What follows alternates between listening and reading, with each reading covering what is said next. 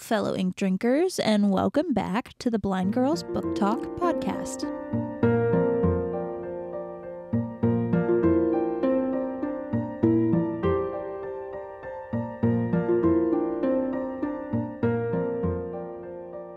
My name is Aria. And I'm Belle. And we are two sisters who love to read and love books. And so we decided to make a podcast to talk about this love.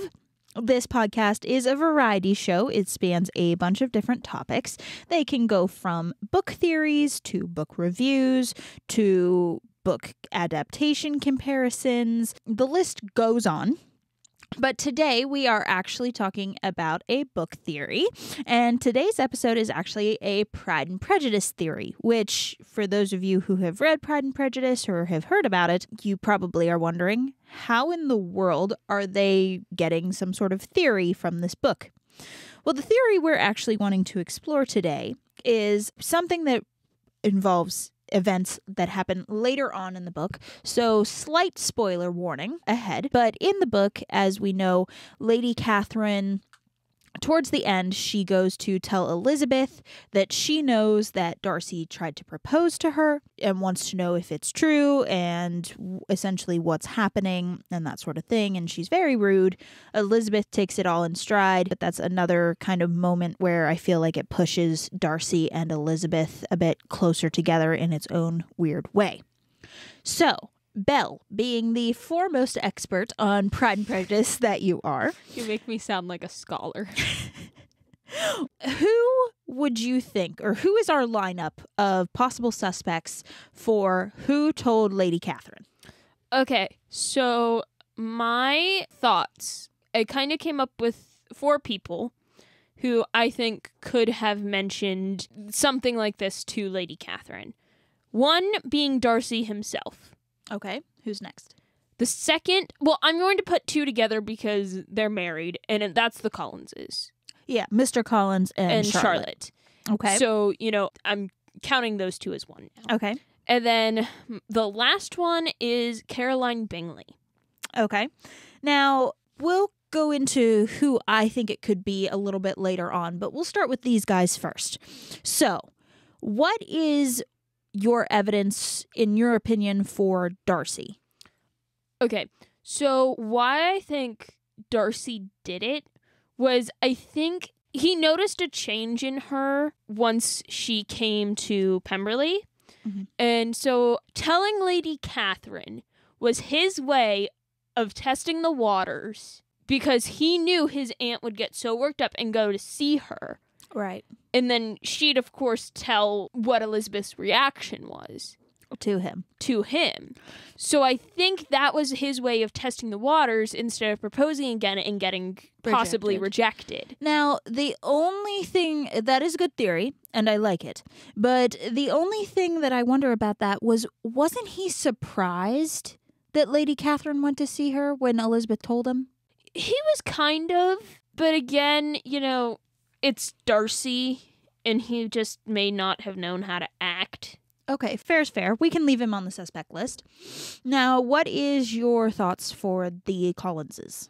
So, I think Lizzie may have written something in a letter to Charlotte. They were best friends, so Lizzie would keep her up to date in everything that's happening in her life.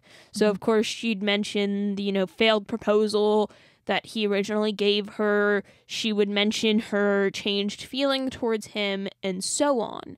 But of course, being married to Mr. Collins, I'm sure unintentionally Charlotte let some stuff slip or he found letters and read them.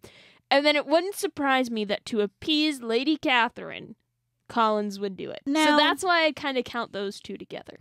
Yes. Now, I think today I'm just going to be kind of devil's advocate. So I was thinking, how would we know that she sent Charlotte any letters? I know they're best friends, but it's never really stated, in my opinion, in the book that they still kept close correspondence when she married and left with Mr. Collins. So I was wondering how they would know, but isn't it a thing in the book that Mr. Collins ends up finding out about everything that happened with Lydia? I think, yeah. So if that's the case, then maybe there are some, because I forget how he finds out. It's been a while since I've read it. Okay. And honestly, if it involves Mr. Collins, I try to erase it from my mind. Fair is fair. So, okay, so that would make sense then, because maybe Elizabeth told Charlotte what's going on, because Elizabeth would tell Charlotte, like, oh my God, I'm in big trouble. And well, look at it this way. When Lizzie first met Darcy, she and Charlotte talked about her dislike for the man. So, right. Her change in sudden feelings would be something like, oh, shoot, best friend, help. Okay, so that would make sense to me, why they, and Mr. Collins being Mr. Collins, that I could see that happening. That would make sense. Now, what are your thoughts about Caroline Bingley? Okay, Caroline Bingley is a witch. She's evil. Accurate. So she is in love with either Darcy himself, which I don't know how, or just his nobility, his title, his wealth, his status, everything that Darcy is. And of course, she wants to marry him. So, finding out, oh, the man I want to marry wants to marry this other girl, how can I stop it? Go to the higher up. That does make sense to me, because Caroline is very much, I don't think you fully see it, but I think she is kind of this vindictive little spider kind of in her web, trying to make the people dance the way that she wants them to. I don't think you fully see it, but I could kind of sense that from her character. That's what I pick up from her character. So I can understand her wanting Darcy, because she makes it no secret that she wants to marry Darcy, that I don't think she's actually in love with him, but she's in love with him, so to say, and she wants to marry him. So I can see her trying to get that to happen her way. But my question is, how does she know Lady Catherine? Like, to me, it doesn't seem like those circles really collide, if that makes sense. That makes sense, but then again, it may have been through Bingley being Darcy's only friend. So, it would make sense to me that, like, at one point in time, they would have crossed paths. Or at least talked about. So, like, I'm not saying she went to Lady Catherine and was like, oh, you need to stop this now. She may have written a letter. Yeah. Like, hey, I know you're Darcy's aunt. I heard this, and about you. I know you care about this, and this.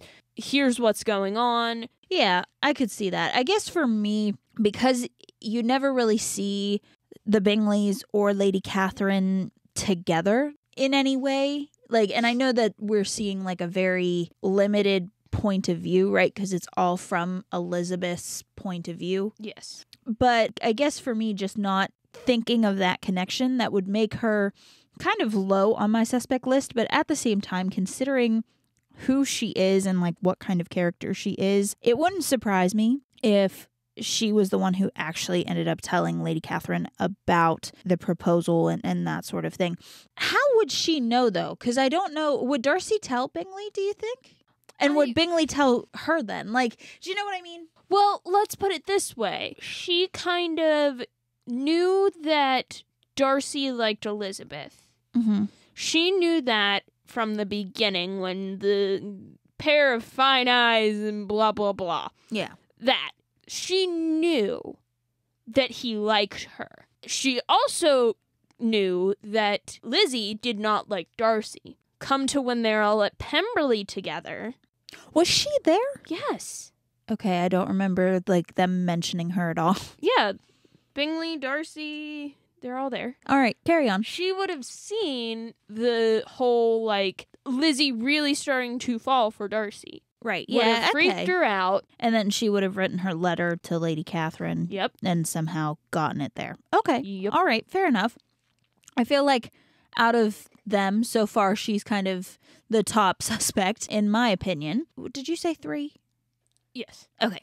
So then I will go on who I kind of think did it. And that is what is his name? You're right.